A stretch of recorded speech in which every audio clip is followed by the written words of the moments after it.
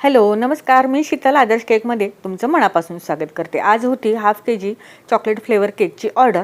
पण या केकची डिझाईन बनवता बनवता खरं सांगते माझ्या नाकात दम आला असं म्हणायलाही काही हरकत नाही. या केकची डिझाईन बनवताना खूप सारे प्रॉब्लेम आले, हे तुम्ही पुढे पाहालच. तर हाफ kgसाठी 180 ग्राम प्रीमिक्स वापरलं आणि 5 बाय 4 इंचचा टॉल टिन वापरला.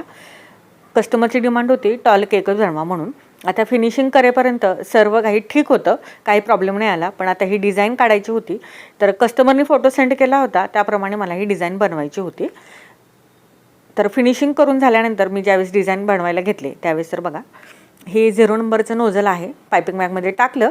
याने आपण ना केकवरती नाव लिहू शकतो किंवा जे नंबर्स आहेत ते लिहू शकतो. तर एकदम गोल सर्कल छोटं पॉईंटचं हे नोझल आहे 0 नंबरचं.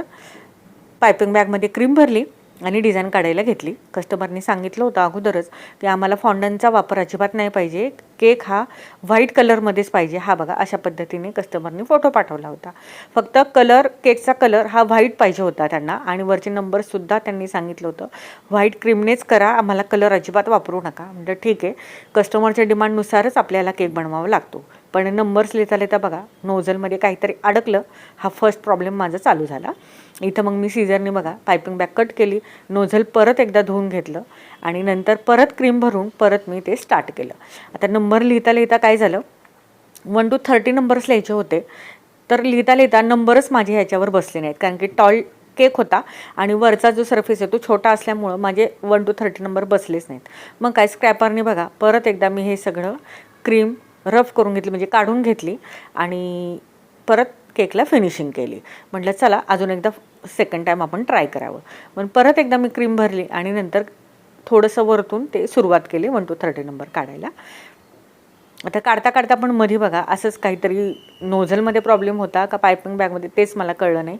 मध्ये आधी असा प्रॉब्लेम होतच राहतो. नंबर्स येत नव्हते, नंबर्स आले तरी काहीतरी व्हायचं आणि ते करता का तुम्हाला दिसतही असेल की मध्येच थोडीशी क्रीम जास्त यायची आणि मग परत मला ते स्क्रॅपरने काढावं लागायचं.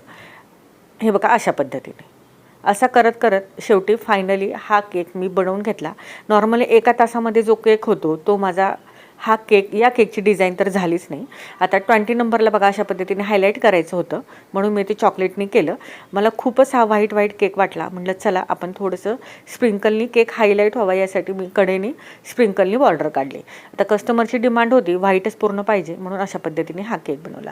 जर केक रिलेटेड काही टिप्स बघायचे असतील, केक रिलेटेड छोटे छोटे ब्लॉग बघायचे असतील तर आदर्श केक या चॅनलला नक्की सबस्क्राईब करा. बेल आयकॉनचं बटन प्रेस करायला विसरू नका. तयार झाला हा आपला केक. भेटूया आता नेक्स्ट व्हिडिओमध्ये. चलो बाय.